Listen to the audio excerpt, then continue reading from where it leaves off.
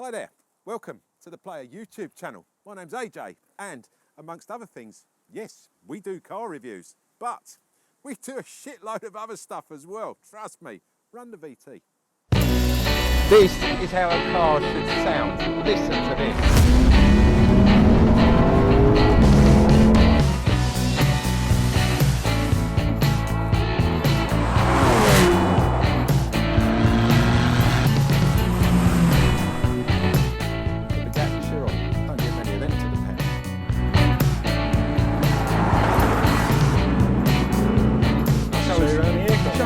Chopper, your helicopter. Absolutely.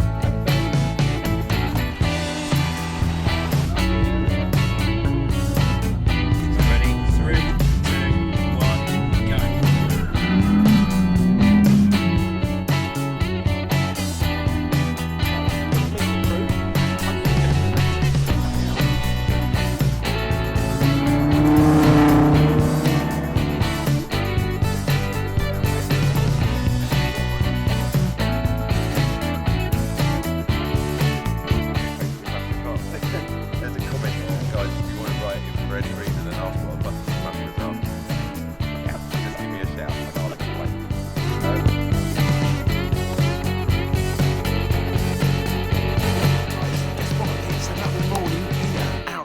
Sunny France, check it out. You send it out to everyone and get those answers coming in. Competition is putting me right up here. Guys, doesn't get much better than this. We are walking down pit lane, Monaco.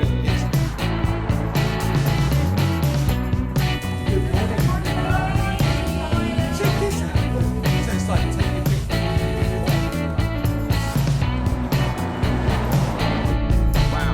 It's almost like people respect a car these days, don't they? Yeah. Running. Wait, Jimmy Allen. Oh, big Hello. Hello, mate. Yeah. I didn't really mean it either. I was just saying a bit. Oh, really? Oh, man.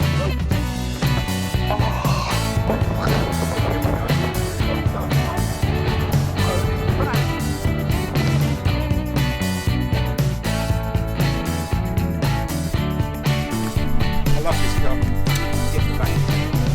I woke up this morning and I didn't know what I was going to get for my birthday, and then someone told me I was going to get an E-Type. And holy crap! Here we go, guys. Look at that bonnet on the E-Type. She is still in one piece.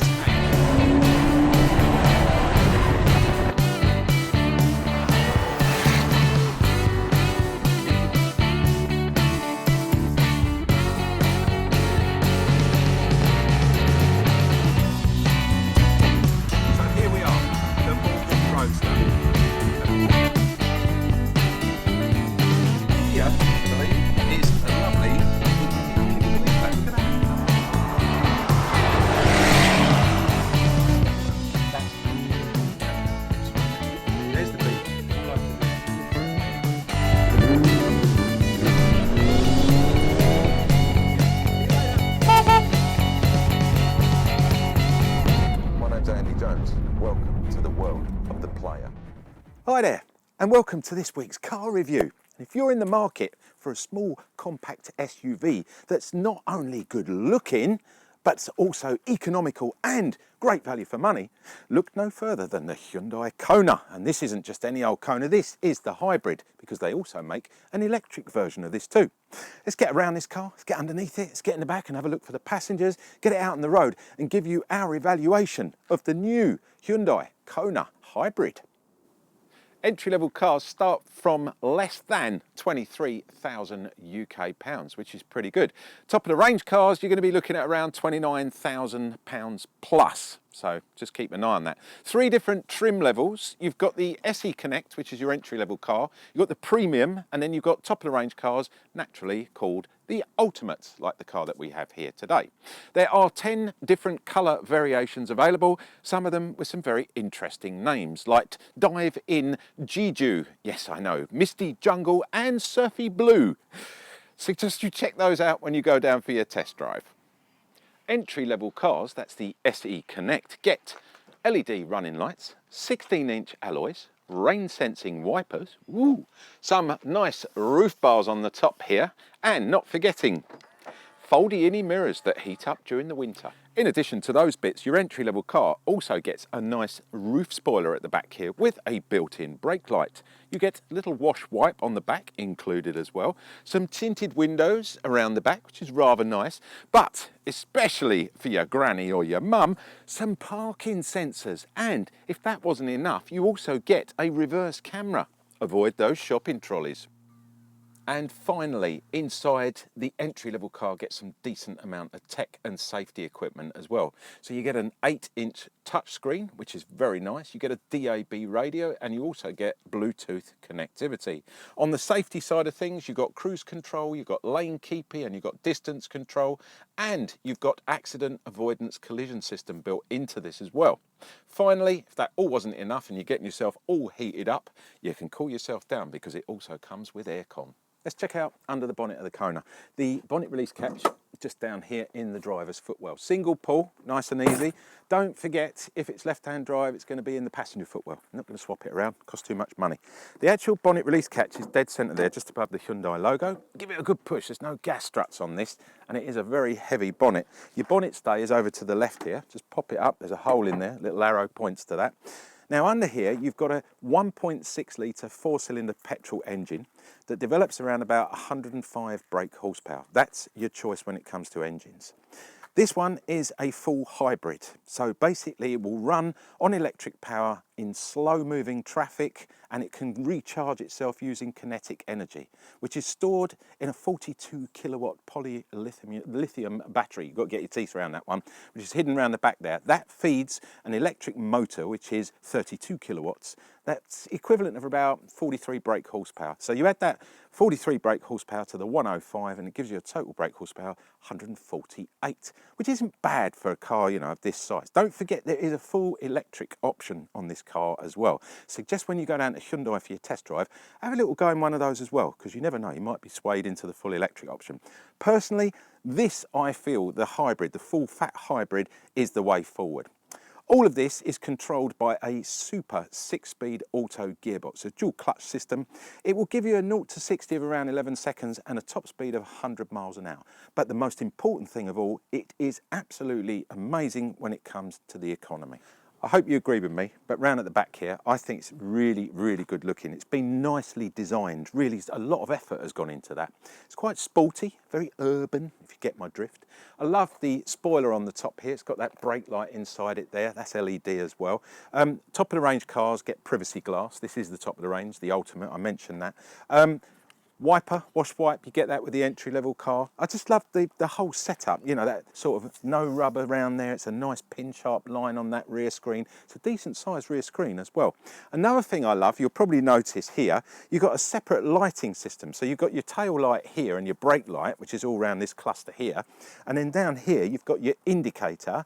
And on this side, you've got your reversing light. And over there, you've got your fog light as well. So it's just all nicely set up. There's no fake vents or anything. I just really like this car, and I love all the aero that's going on here. It's not only aerodynamic, but at the same time, it's improving that economy, and it keeps the rear screen clean as well. Inside of the back of the Kona, you get 322 litres of boot space. That's equivalent to about 4 carry-on bags going in there. It's not the biggest. However, it is quite versatile, this little car, and I'll give it its due. When you put the seats down, you get 1,156 litres, which is a lot bigger. Show you that in a minute. First up, a little moan. Parcel shelves. You know I hate them. However, I always forgive them if they go underneath, because they are in the way when you're out. If you do occasionally have to put pushchairs in here, bikes, dogs, or whatever you're picking up, this is either going to end up on your passenger's laps, or you're going to end up having to stick it somewhere, or even, on worst case scenario, leave it somewhere and actually come back for it on a separate occasion. So if they go in underneath, fine, we forgive them, because they do have a use. But if they don't, just get rid of the things. Completely useless. Unfortunately, this one does not go underneath here, and there's a reason for that, which I'll show you in a minute. So in the meantime, I'm going to take it out so you can see in the back and exactly what I'm talking about with the versatility of this car. We'll put it over there, out the way. I know on occasion I have been known to throw those away, but I've calmed down these days. I'm not a hooligan anymore. So as I said, 322, let's put the seats down and show you how big it is. 1,156 litres, look at that. Now the good thing about this car, you will notice there's no lip here, so there's no drop. And there isn't a lip against those seats either. So anything big you're going to slide in here is going to go in with ease. And another thing I've noticed, it's very low at the back, which is really, really nice. So if you're picking up heavy shopping bags or just heavy things in general, they're going to go in here very easy. You haven't got to lift so much higher. That's really nice. Again, though, there's always little sort of pros to the cons. And unfortunately, on this case, the con to this, unfortunately, is the fact that this is a nasty bit of plastic here. It hasn't got a cover on it. I'm going to give you a tip because eventually that's going to get really scratched up putting prams in here and bikes and other bits and dogs jumping up. Get yourself some sticky back plastic. Yes, now you know what I mean. You can buy it from anywhere. Get some, cut it out to size, just put it on there, leave it there for the duration. Occasionally when it gets, starts to look horrible, just buy another bit and replace it. But when you come to sell the car, peel it off, it will look brand new. It saves you, a lot of money having to buy the proper things to cover it up. And it's clear as well, so there's no problem there. You can just see straight through it. Anyway, that's a little tip for you. Let's have a look at this dual level bottom. That's the best way of describing it. It's a dual level bottom. Okay, so I'm going to drop this down here like that. How simple is that? Just going to push the little back like that. Look at that. Now you've got a load of extra height here, which is fantastic, especially if you can put in anything of any height, or you've got a couple of large dogs in the back here, they're not going to have to crouch down. Perfect. Now, the only thing I will say, I'm going to pull this out because I want to show you inside here. We're going to put it back up to the level. Now, underneath here, there is space for a spare wheel. We're not a full-size spare wheel. It's going to be a space saver. Unfortunately, this car comes with a pannier. It's like this plastic horrible thing in here, which houses, yes, none other than your latex and your pump. Isn't that nice? Nice pump and a latex. All cost money. And I am sure this isn't eco-friendly. I can't believe it is. Really only use if you're going to some kinky party somewhere. Take it with you and do whatever you want to do with it. Don't put it in your tyre because it ruins the tyre. It won't pump it up. It doesn't work. I've had it on numerous occasions. You end up having to call out rescue services to come and get you. Get yourself a space saver, or if you've got loads of money, invest in a set of run flats and just throw this out the window and get rid of the pannier, and you've got a nice space down there as well to put stuff. This particular car has a little accessory. I like this little accessory. It's a tow bar. Look at that. Isn't that nice? And it just popped in underneath there, so you can actually tow with this car as well. It's rather handy, that. I like that. And that pops in there as well. So all in all, when you've got that dual aspect there, and get yourself, this car is starting to get there when it comes to versatility. Sadly, no shopping bag holders and no 12-volt adapter. Now, I really thought there'd be a 12-volt adapter in the back here, especially being a family car, pumping bike tyres up, or if you're down at the beach, you want to blow up the inflatables and things like that. There isn't one. I'm really shocked at that. I would have thought you'd have got one. However, all in all, let's just pull that back over. I think it's a decent size. It's got that versatility. We'll forgive it those few little bits and pieces that I've mentioned. Let's go and have a look around the back, see what it's like for the passengers. So here we are in the back for the passengers, and I've got to say, even with my seat in its regular driving position, there's not a lot of room for your knees here, but Hyundai have even cut out the back of the seats to try and give it a little bit more room, and it just about does it. You can get your feet underneath, that's a good thing, but sitting here for a couple of hours I think is going to be a bit of a chore, to be honest with you. This being top of the range, you get a couple of extra bits and pieces. This is the ultimate. You get full leather upholstery in here. I've got to say, it's very comfortable. The seats, it's really nice indeed. And this particular car gets heated rear seats as well. You get electronic windows at the back here. They go all the way down as well. That's very important, especially if you get a bit of car sickness. Also, you get the tinted, that's the privacy glass all the way around at the back here on the top of the range car. Nice little bits like that, let down with the most essential bits, which gives a bit of room, because essentially this is a family car, and when you get teenage kids in there, they're going to be a lot taller than I am, especially nowadays. They're all like 2 meters plus. God knows what we're feeding them. It's quite low on the ceiling as well, so even me, I'm like 176 centimeters. Anybody over that really, you're going to be touching their head in the back here. So I think primarily this is designed for kids. It's probably that sort of Qashqai competition that we're looking at here. In the centre here, well, we've got recessed seat belts, and we do have a nice armrest with a double cup holder, which is going to come in handy, especially if the kids are on a long journey. Another thing I want to mention, I love the fact when you don't get those poppy outy and sprung loaded Isofix clips, because they either break or you lose them, and then you end up having to buy more of them, or it just looks untidy. At least in this car, they're pointed out with a little badge that shows you where they are. There's nothing there, you just reach in and you can feel the connection inside there. It's so nice and easy. I like that a lot. In the centre here, well, it's sadly let down, it's only got one USB. There's no independent heating or even independent air in the back here, so you are totally reliant on the front of the car for all of that. But one USB, bit penny pinching. I mean, two USBs, it's going to create arguments, isn't it? One USB, oh, I want it, no, I want it, I want it. Oh, yeah, takes me back a few years. And then these sort of granny's fishnet stocking things that, we used to have these really back in the old days when I was a kid for maps and books and things, that we used to have to take on holiday with us when we were going. They shouldn't be needed anymore. And if you are, at least do something a little bit more, structural with it. I mean, that is a granny's fishnet stocking, seriously. There's no transmission tunnel, makes life easy getting across here in the middle. Would you get a third passenger in here? To be honest, I'd have to sit like that, That's about the only way I wouldn't do it for more than half an hour. It's a pick-up from the local bar or the pub, or if you're going home from the restaurant, you need to get an extra person in. I think you get my drift there. So really, two sort of younger kids or very young kids, you can get your seat, your baby seats in there quite easily as well. But saying that, nonetheless, it's still quite a pleasant place to be. It's just a little small. Right, before I jump up front for the driver, just want to point out a couple of the buttons over here. You've got a little panel along here. On the far right hand side, you've got a little lever that goes up and down. There's a little sort of rotator, and that will change the dip on your headlights. So if you're out in the country during the night and you need them a little bit higher up so you get further beam, you can do that on there. Next to it is a luminosity button. Really like those. You can change the luminosity at night across your cockpit and the dashboard and everything here, really nice. Then you've got your cameras for your parking, for your reverse camera and all that. You can turn that on and off as well. Next to that is a 12-volt battery reset, which occasionally you need to do, and above that is your heads-up display, which if you push the button, I'll do it when we get in because you need the power on, your little heads-up display pops up there. Again, that comes with the Ultimate top of the range. And then your far left is your traction control. So there's a few buttons there that just need a little bit of explanation. Down here with the Ultimate, you get fully electronic seats here in the front.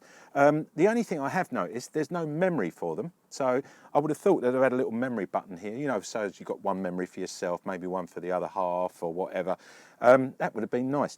Down on the floor here is your fuel filler cap release. It's down on the floor there. Just thought I'd mention that. And you know where the bonnet release is because I showed you that earlier when we did under the bonnet section.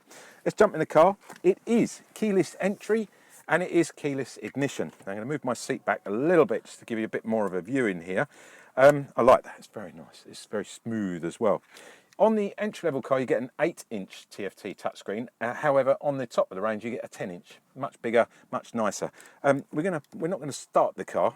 We'll just put the power on, just so you can see it all fire up. I'll confirm that as well. Let's start on the right-hand side with the steering wheel itself. So to the right are all your driving controls, as I like to call them. You've got your lane keepy, you've got your distance control, you've got your cruise control, your speed limiter, and it's all easily set over here, up and down there, and then you just maneuver between the different settings there. The top left-hand button controls your onboard computer, which is in the middle of that digital cockpit there. I am going to start this up. There we go. Look at that. Fantastic. It all comes into life. It's fully digital. The centre section, as I say, is controlled by this button here. You can just slide across. You've got compass on there. You've got attention levels, all things like that. Really lovely. At night, again, that luminosity can be up and down. You've got that little button over there on the right. To the left are your media controls, including your telephone button as well. So you've got telephone connectivity in this car. Bluetooth, Apple Play, Android mirroring, it's all built into this. This is the top of the range. I will keep stressing that and emphasising that. So a lot of people write in and go, oh, it's not on my one. Well, no, because you haven't got the top of the range car. You've got an Ask Hyundai button up there as well. So you can push push that and say, I'm hungry, take me to the nearest sandwich bar or whatever, and it will direct you there and things like that. You know, you can ask it all various different things. You've got a star allocation button down the bottom right-hand side here. You can allocate a command to that, one that you use on a regular basis. So you just push that and it will do whatever you've told it to do.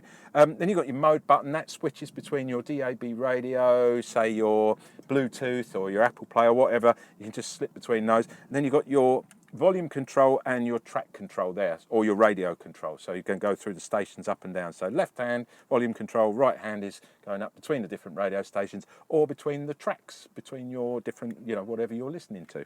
Okay, so that's your steering wheel set up. You've got your flappy paddles behind there as well when you want to have a little bit of fun in this car. And watch the road section of this, because I do have a little bit of fun in this car. It's quite surprising. Left hand side, just set your lights to auto, and it's also got the auto high beam on this car as well. You've got auto on your lights as well. Again, just set that, and then you've got that rear wash and wipers on the end there. It's all very simple and very basic stuff, guys. You know the score. You get a very small, yes, keep my favourite sweets in there, milk bottles, made by Barrett's. Yes, Barrett's, very good company. Not that we're advertising them. Yes, Barrett's milk bottles. Sorry, did I get that in second time? It's a great place to keep your Barrett's milk bottles. Yes, thought I'd mention that one. There's also a place here to keep your mobile phone, as I like to call it, because I'm an old person. And here you've got a double cup holder, slightly different size at the front and then a bigger cup holder at the back. I think that is more for your energy drinks if you're a younger person. You've got your parking brake here, and then you've got an auto hold button for when you're on hills and stuff like that. You just push that.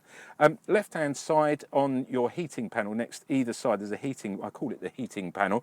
These are your heated and cooled front seats. Oh yes, cooled as well.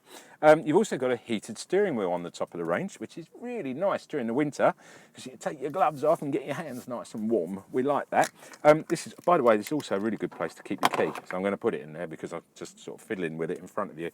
6-speed auto gearbox, that's the only option on this. There's no manual options on this. You also have the parking cameras here as well. You can turn them on and off, which is really nice. Ahead of that, on this particular model, because it is the top of the range, you get a wireless charging pad in there for your phone. And if that wasn't enough, there's a USB that side on the left, there's a 12 volt on the right, and another USB in the centre. Plenty of charging options in this car. Sadly, not in the back, only one in the back. Heating controls, love it guys, knob time, it's knob time. Right, you get in the car, it's pouring rain, it's freezing cold or whatever, you've got gloves on, you've got wet hands. You don't want to be doing that, flapping around trying to find the heating controls because you're freezing cold or you're boiling hot and you want to get the cooling on.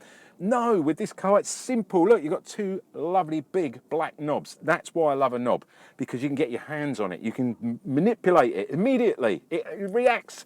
It's a decent knob. And there's two more knobs up here, a volume knob and also, again, a changer of your different channels, which is that one there as well, and it does it over there. I just thought I'd explain all that. Again, nice buttons down here. They've kept everything separate for the heating controls. You've got your gloves on or whatever, just pushing those and setting up your heating or your cooling is so easy. And don't forget, you could be wet hands as well. It's pouring rain outside, so much easier. Screen, love it, really nice. We've picked the radio on up there, show you what it's like. It's super clear, super high contrast. I really like that. And also with the aircon in this car, I did want to mention the cold is cold, like really, really, really cold. So you might not need it on the lowest all the time either. Oh, it's telling me that I've left the battery on a little bit too long without starting the engine. Anyway, we'll worry about that in a minute. So have a quick look in the glove box. Yes, unfortunately, here we go. Look at this, guys. This is the Holy Hyundai Bible. Check it out. Yes, I mean, come on. Seriously? Do we need all this? We don't need this. How many pages? All this work that's got, look at this, look. Anybody out there, tell me, why do I need all this? I don't. We could save money. That's more money off this car. There's more money in our pocket. More money to help us fuel this car. Look, another one. That's two massive books plus a warranty book. There's no point in having a glove box. It's just for your books, your owner's manuals. Look at that. I mean, and the weight of it as well. Oh, unbelievable. Waste of space, complete, you know, that's a waste of money. I'm sorry, it really is. I love this car. There's certain little bits I know I've gone on a little bit, but I've just spotted something else I want to show you. Place to put your shades and, check it out, a sunroof. I needed to mention those two things, guys, because those to me are quite important. And it's really nice when you're out in a summer's day like today, which we need to go and do now. Let's get it out on the road, give you our road evaluation. First thing you're going to notice when you get the Kona out on the road is its suspension. It's very sporty. However, that does mean you're going to feel pretty much every bump that you hit. I think it makes it worse if you've got the bigger rims on this car. If you've got the entry-level 16s, it's going to be a little bit better. But nevertheless, it's still a really nice ride. It's quite responsive, and at the same time, you get a good feedback on the steering wheel itself. The brakes are absolutely brilliant.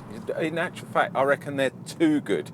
Just be a little bit careful. Obviously, the hybrid retains a lot of its energy from you braking, so you do sometimes tend to feel when you're in a hybrid car that it's not quite braking as well as what it should do. This car has none of those traits. It's really, really good indeed. One thing that does annoy me with the lane keepy, if you are getting constant beeps from the lines, the white lines in the middle of the road, as the car keeps going across them, say when you're going around a bend or cutting in tight on a corner, it will keep beeping at you. And I found out that to turn that off, all you need to do is to push the lane keepy button down and hold it for a couple of seconds, and it will cut out all of that and you won't have that problem. I think the lane keepy is really good when you're on long distance drives, you're out on motorways or big A roads. It's perfect, keeps you in the lane and keeps you from veering from one side to the other.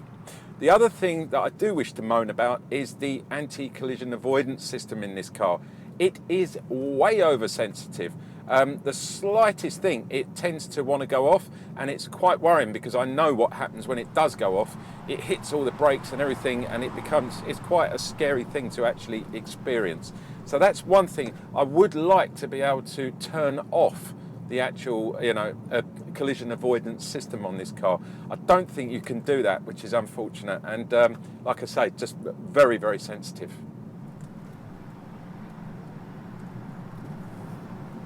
So one good thing when you're buying a Hyundai Kona, you get a lot of safety aids included even on your entry-level car. I mentioned that a little bit earlier. But on a top-spec car like this, you'd expect to find things like blind spot mirrors, a reverse camera, you've got parking beepers front and rear. You've got other things like lane keepy, lane departure warning system. There's a thing on here as well which tells you when you need to have a break, so to speak, if you've been out on driving for a couple of hours and it senses whether you're feeling tired or not, things like that. I also like the fact you've got the cruise control. You've also got a speed limiter on here, auto dip beam on here, the rain sensing wipers. It's a very, very safe place to actually be when you're out on the road. And the other thing I love about this car is how easy all of that tech is to access. So here on the right hand side is all your driving aids, as I like to call them, and they're very easy. Just to set up your cruise control, for example, you just push your top button, it will come up in your digital cluster there, just set it to the speed you want, and then literally just go select and away it will go. Things like that make life a lot easier when you're out on the road and a lot safer when it comes to driving. You don't want to be, flapping around down here with buttons and bits and pieces or looking over here on the screen. You need to have that to the right-hand side there or to the left, whichever way it's done. Just important for you to be able to access that nice and easily.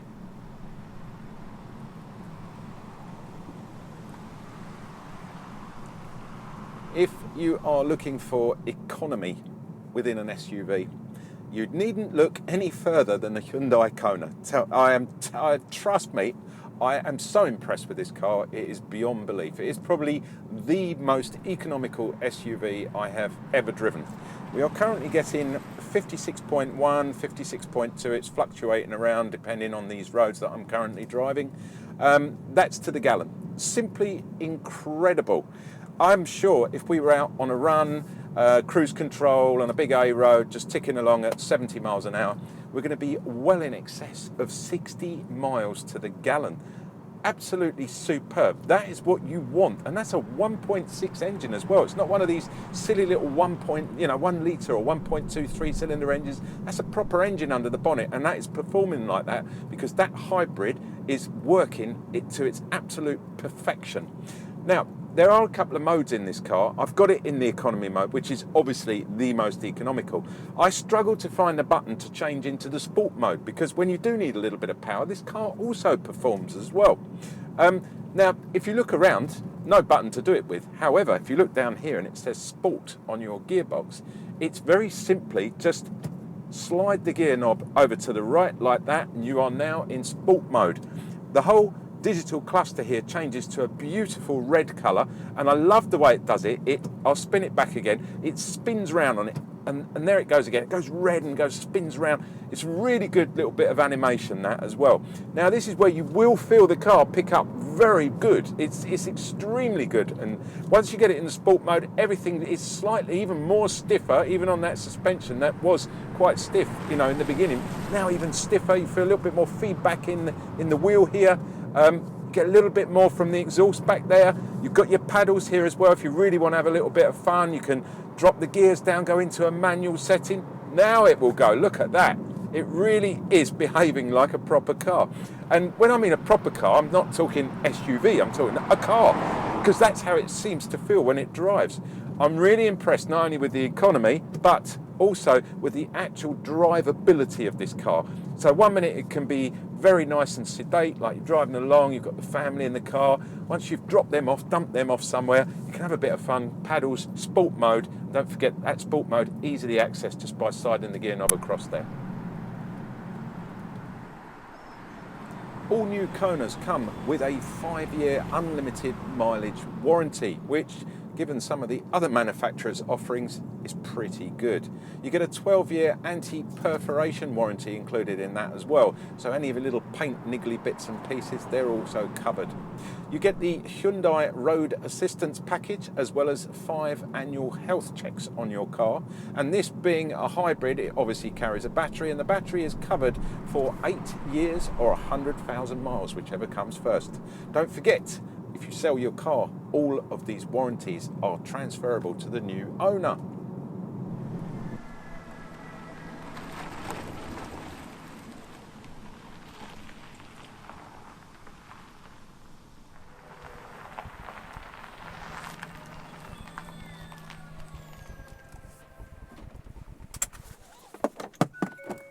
So there you have it, guys. The Hyundai Kona Hybrid. What a car. Is it worth going and getting a test drive? Of course it is. It's absolutely amazing. It should be in your top 3 compact SUV test drives. Trust me, I've had this car for over a week and I'm really, really impressed. It's got the right price, it's got good looks, and above all, it hits those economy figures. Thanks for watching. You've been watching me, AJ, on the Player YouTube channel. Don't forget, if you like what you're watching, give us a thumbs up, guys. We don't get a bonus, we don't get paid any extra, but what we do get, a few thumbs up, is a pat on the back from the bosses and the sponsors to say, job well done, AJ. And to be honest, at the end of the day, that's all what I want to hear, to make sure I've done a good job if you've enjoyed this. Subscribe if you want to, because as you know, you saw at the beginning of this video, we do tons of other stuff. We don't just do car reviews, and there's loads of stuff coming up on a regular basis. And if you leave the bell sign unchecked, then you'll get regular updates of all those things. So even if you're not interested in the car review, you never know what's going to pop up. It might be worth a look. So leave it unchecked and subscribe. If you would like something for free, stay tuned, as they say, because I'm about to tell you, you're going to get your hands on the Player Bookazine. Oh yes, not the actual hard copy, because that costs 100 UK pounds, but the online version, which is exactly the same as that big book you just saw me looking at. You can have 220 pages of everything us guys absolutely love to look at. Things like, don't go there, I know what you're thinking, there's none of that in there. There's jet skis in there, there's boats, there's cars, there's food, there's golf, there's holidays, you know, motorcycle, there's everything in there. It's amazing. 220 pages, guys, and when I'm not being attacked by the local wildlife, I can finish explaining to you. Head over to www.theplayer.co.uk. Ultimate professional there, thank you very much.